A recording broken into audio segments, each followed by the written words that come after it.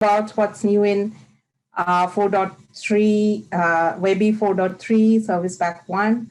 However, I'm going to touch upon on all the new things in 4.3 as well. I'm going to make a little bit of cumulative of both Service Pack 0 and Service Pack 1, so that in case any of you have not seen the base version, you get a chance to know about all the new and the fantastic things about that. So with that, we have a lot to talk about. So I'm going to start sharing my screen.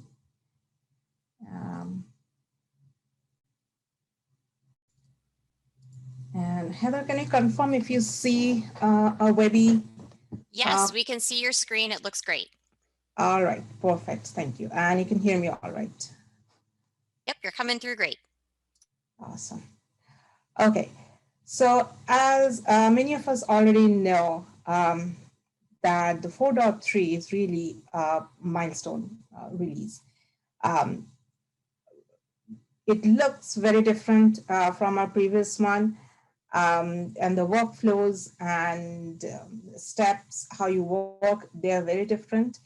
The good news is that everything else is same, like how it works in the background, how query works, all the concepts and everything are same. But obviously there are some enhancements on the server side. All the processing engines and everything has been enhanced.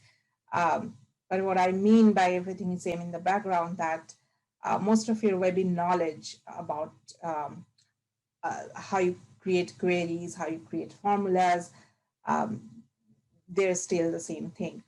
The workflows are different. It looks different. So the best part they did with this version is that WebB 4.3, everything is more simplified. And the Java, that any kind of dependency on Java is gone. I know a lot of people are gonna just love that it's all the same experience now. You don't have to switch between modes and all that. And with Service Pack 1, they also have more compatibility with actually even they already had rich client from Service Pack 0, but they all look the same. But with Service Pack 1, you can actually download and install the rich client from the Launchpad itself. So with that, I'm gonna give you a quick walkthrough of the interface itself when you have a WebB document open. I'm using one of the samples created by SAP that you see right now. And you can see everything in 4.3 has this Fiori skin. So if you may have seen the skin, this look and feel in 4.2 SP4 or onwards, where they added an interface called Interactive Viewer. And the super user, the reading mode, if you're aware of a design or edit versus a reading mode, in the reading mode, users could interact in the Fiori Launchpad. So you may have heard this term back in 4.2 itself, Fiori Launchpad or Interactive Viewer, that had that Fiori skin. In 4.3, what they have done is that they have made it all consistent across the super user and user experience with your design experience. And you get one single screen across design and everything. There is no switching back and forth between Classic Launchpad and the Fiori Launchpad. You get the Fiori Launchpad for both operations. Okay. I have opened this document in the in the reading mode right now, so I cannot make any changes right now. But if I want to go ahead and make any changes, I can just click in the edit button right here on the top right corner. And I think I just did the opposite. So now I'm in the edit mode. And you can see that there are two little icons here. They're the most important ones when you're designing a WebB document in this version. So activates a panel called main panel, and this calls the data panel. Now, if you have seen a service pack 0, you may have seen only one. In service pack 1, what they did, they split up all these functionalities into two panels. One is called the main panel, where you can see the data, kind of the available objects in your 4.2. It's called my objects. Then you have the report structure. So you can see how many report tabs you have, all the blocks, all the charts, tables, cells, elements, filters, everything you can see here. This is the navigation map. If you have sections or multiple reports, this is where you can see navigation map is nothing new, it all existing in 4.2 as well. You can see the comments here and any of the report document properties here. And on this panel, you can actually configure each and every property, formatting, as well as any kind of data assignment property in this particular panel. So they've kind of separated them out, split them out, so that if you don't need to do anything here, you can just hide that and focus only on the data and the formatting right here. So for example, if I select this particular chart, let me select this bar chart right here. And you see this little icon that says report element data. So any block you create, it is going to have that. And under this wrench, you will see that the data assignment. So you don't have to right click on the block and click data assignment and see how the data assignment is done here. Now it's available right next to you. You can have it open if you want to, which is really convenient. And you can see that how all the look and feel is very mobile friendly, very modern, and very intuitive. So that's your data assignment. I can see that this is a city is my category axis. What I'm plotting here is the quantity sold, that's the value axis. And I have a second axis, which is the Pareto line. And I can add more colors and everything. All these properties are same as before, just that it's easily available right next to your canvas all the time. You can click on this little pencil icon here and change the name of the block. So again, you don't have to right click, go to the format table or format chart or whatever that particular report element is, you can do it right here. And just not going to change that. Then very intuitive again, based on this icon, you know that this indicates a filter. So if I click here, it will show me all the filters I have applied. So if I enable my main panel and go to the available objects or my objects, see if I want to filter this particular block by say month. So all I have to do is just drag it upon here, okay? And then it lists all the values and then say this, you can click the months I want to filter on and then click OK. And it also shows how many values I have selected. And it's now going to apply that particular filter here. Okay. And I can see again right here. Also, you see this little dot. This is something, a new thing you will see, that if there is any kind of filter added to a block, this little dot will tell you that. And then you can, the other things you can see that I already have a few input controls defined here, and you can see that this block is one of the dependencies of those input controls, which is very convenient information to know. And this is the sort panel. Again, from the icon, it's very intuitive. That means you're going to sort on certain objects, and you can apply the sorts here. You can click here and move it down to change the priority of the sorting, or you can simply delete that sort, remove that sort by clicking this cross icon, or you can change the order of that by, right now it's sorted in ascending order. I can click there and it switches to descending, right? Okay, I'm just going to go back to how it was before.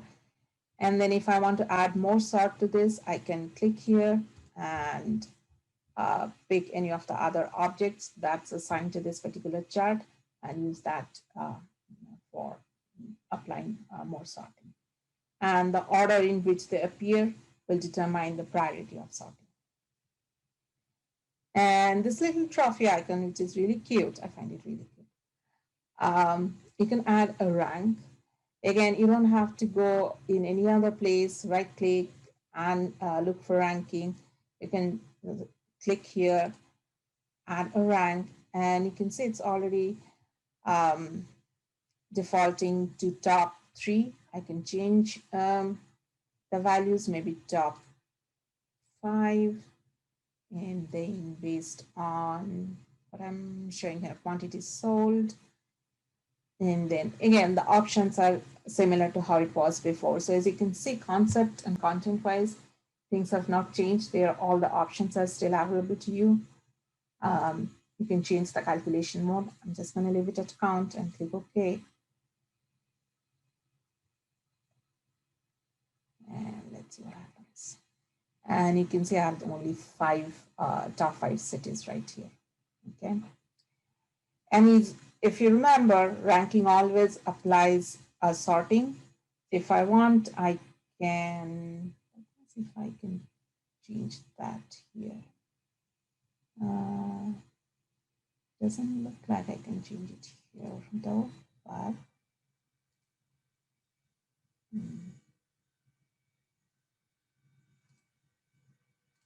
maybe I can do this. I can move around that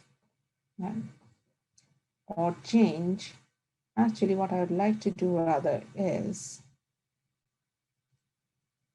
move up and then just change the change from descending to ascending. All right, so that it looks similar, right, that the highest value comes at the top. So that's ranking. Those are one of the most important functions you could do from the analysis ribbon top back in 4.2.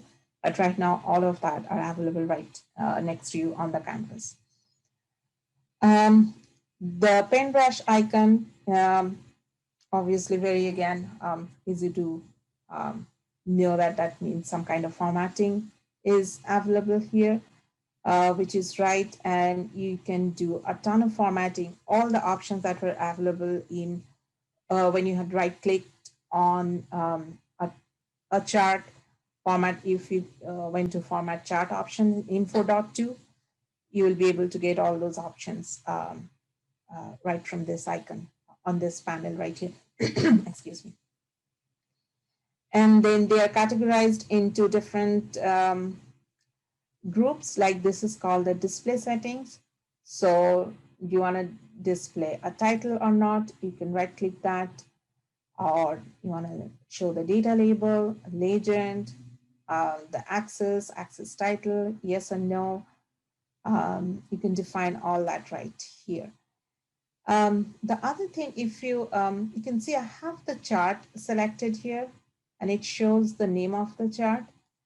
But if I click this little arrow, and this is, you'll see this term called contextual menu in many places, which means that if you select category axis,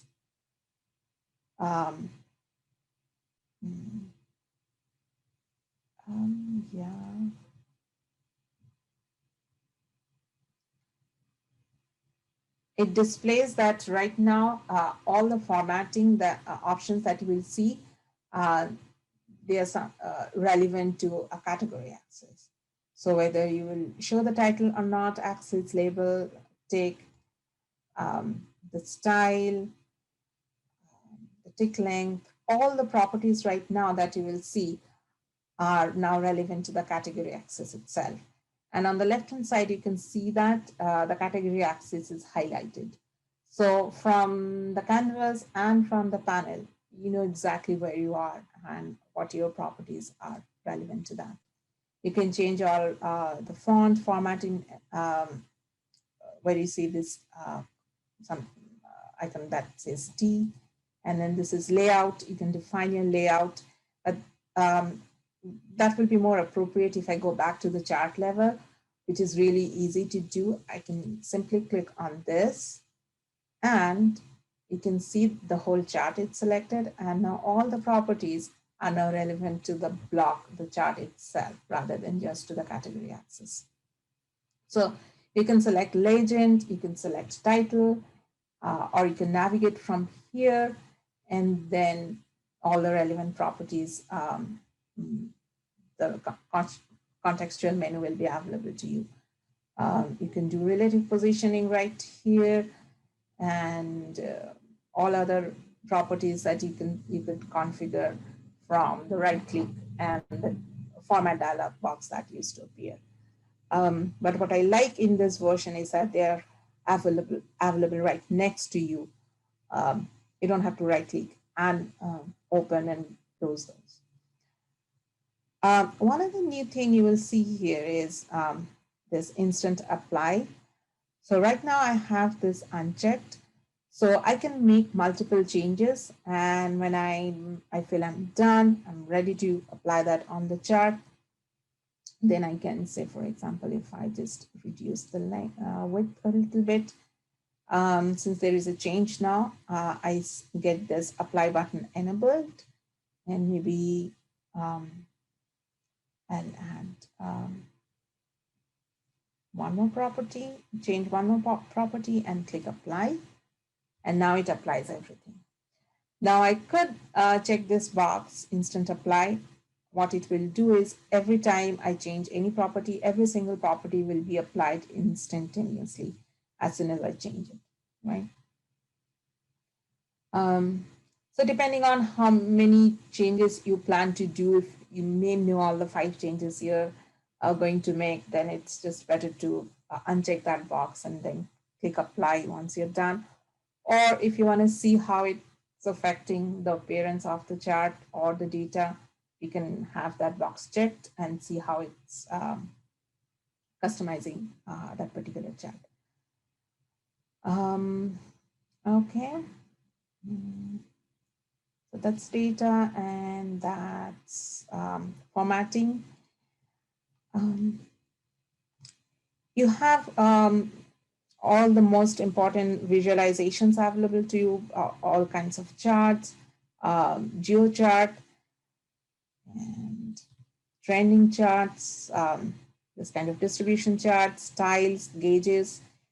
And if you want to make change a particular chart to a different block, a different type of chart, you can select that, and then within this, this is I can call the feeding panel. You see this turn into excuse me, turn into option. Expand that, and all the available chart types, tables are available to you. So let me change this to a vertical table.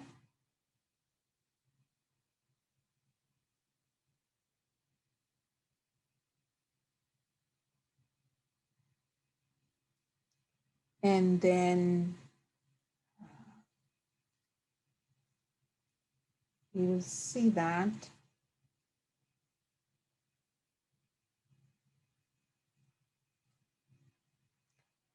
all the columns, they're available right next to you here. Again, adding and removing objects from your block has become very easy in this version. You see this option says drop an object from the object list.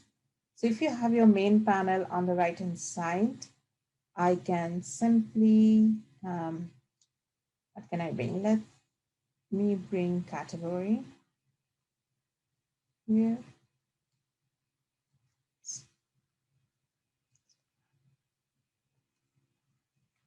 I drop it, it adds to the table. And did I add it twice? Oh, I think I added the sales. I had the sales revenue clicked, and so I added that twice. So I can delete that object right here by clicking that delete button, or you can drag it out of the table just like you did before in earlier versions. Okay. You can format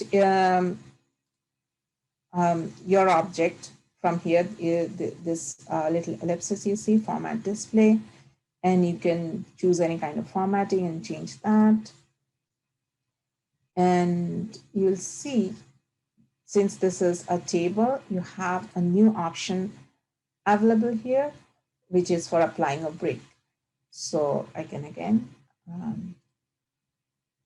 add a break maybe at it's a quarter. And again, the concept of break is still the same. You can configure all the different properties you were able to do before. So once you have added an object, you'll see this settings.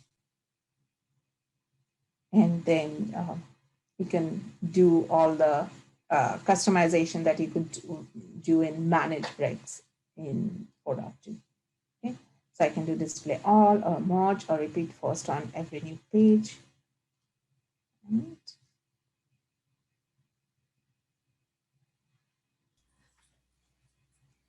Hey, Renali, we have a quick question. Yep.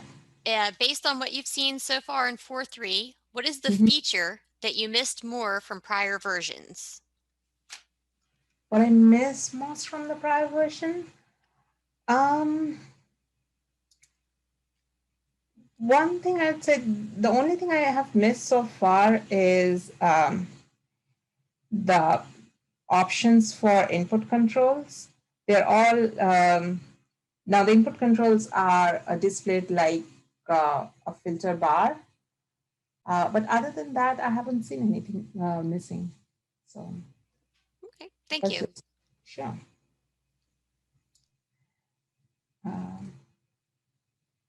All right, so I can apply break there, and it creates all that headers and footers and aggregations that break normally does. Okay, and then your export options are now much more reorganized when you click on export. They're much organized here. If you had multiple multiple report tabs, they will all be listed here.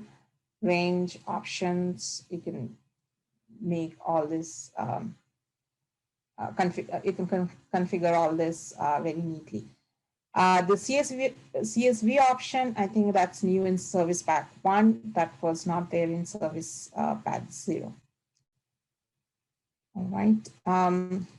There are some new things in the predefined cell. They did not have the summary and this prompt formulas aggregated together. Now they have that there. They have a few new a formula and functions. However, so Renali, you also have a request, if you can fit it in, to mention how a map can be created. All right, sure. Let me go to a new tab. So you create new tabs on the top. So the top tab names, and now the tabs appear on the top, which I think a lot of people will like. Before I have in 4.2, I have seen many people not able to find the tabs when they're at the bottom. So they're really nice and visible at the top.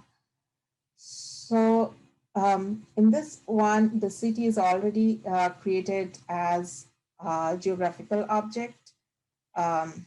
So I can use the city and say sales revenue, and then maybe I'll start here. Okay, so under insert, I'm gonna choose geographic and the basic one.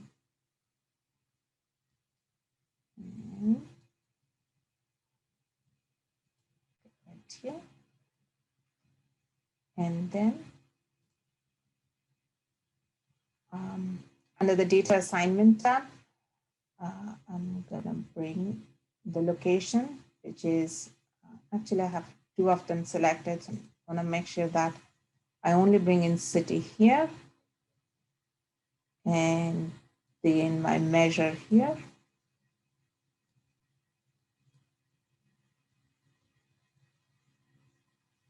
And then that will, and you can kind of choose which one you want to do, the bubble or the pie. And then again, you can play with the legend. If you select, you click here, you can, because I had already clicked here, the legend appears here, and you can hide or show, but that's how you create a geo map. I'm gonna, the next thing I was going to show is to one of the brand new feature in 4.3, which is creating, using Webby as a data source. I'm just going to save this, and I'll in that demo I'll show you how to create that geo object from a dimension. All right, so I'm gonna go to actually this. And if you have multiple report opens, you can, documents open, you can access them from here.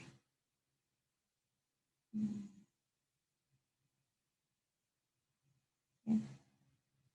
So I want to show you the query panel really quick, which is very similar to our previous versions, just that it has got the Fiori scheme. So you have all the options, like you can do a data preview, the analysis panel for drilling, combined query, and then you can show the SQL here, see the SQL here.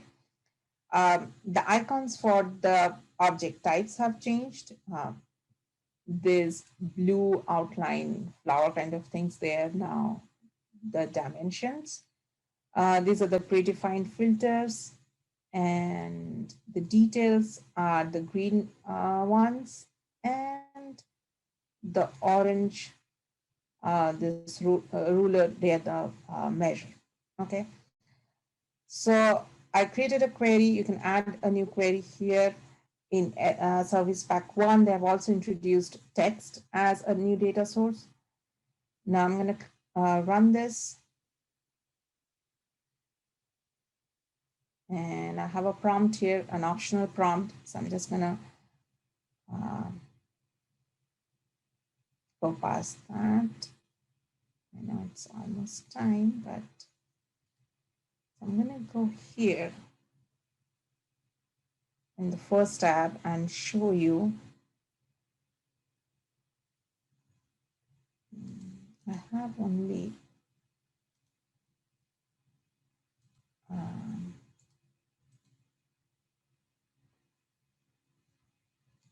I'm going to delete this one. And you see I have the city here. So if I click on the ellipsis, I can define this here by name, and I can add the level. So this will be my city. And they have added more cities, more states, so that resolving this will be much easier. Okay. I'm just going to take the Texas. And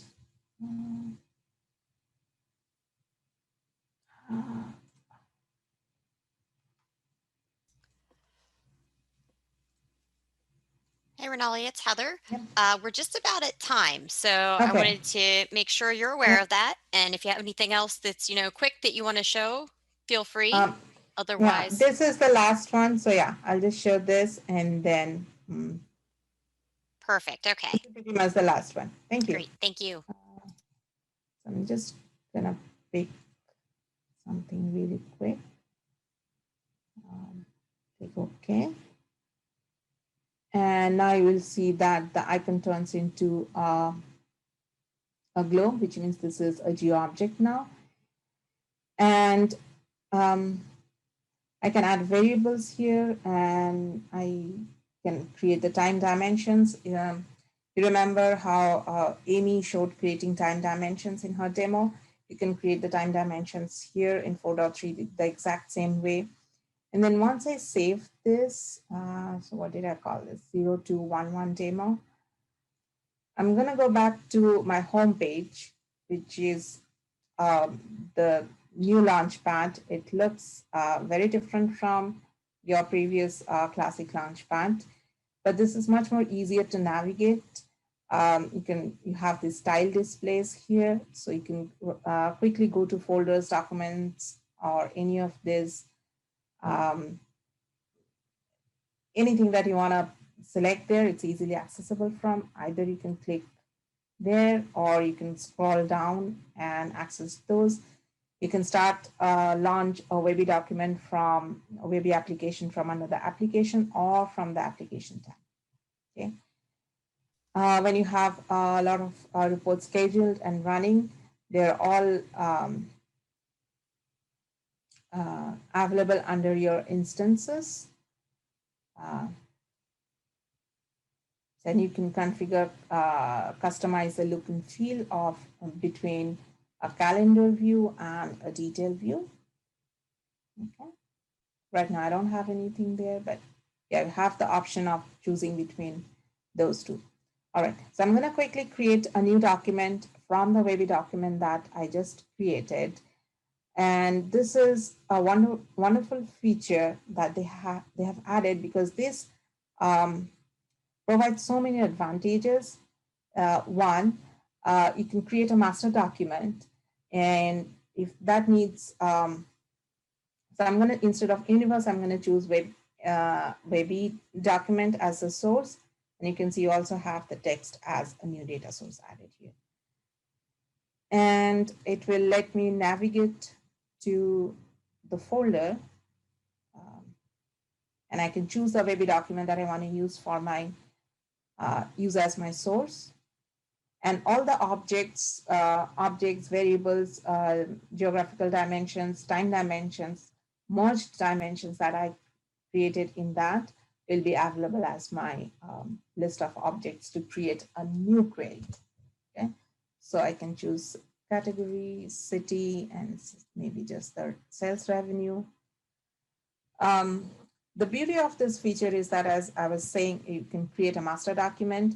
Maybe somebody who knows the data really well, they can create complex queries and all these creation of geo time dimensions, merge dimensions one time, and then they can give that document to multiple users. So it helps with a more consistent design, consistent queries, consistent definitions. B, it takes load off of the master designer, who has to create, maybe previously they had to create, say, 10 reports, but now I can just create one as a source, and I can give maybe another 3 developers who can take that and create different visualizations or more reports based on that. C, it kind of takes away the complexity of some of the work from less experienced user or power users. So that's a wonderful way to kind of create a master document and provide that as a source for more and more Webby documents.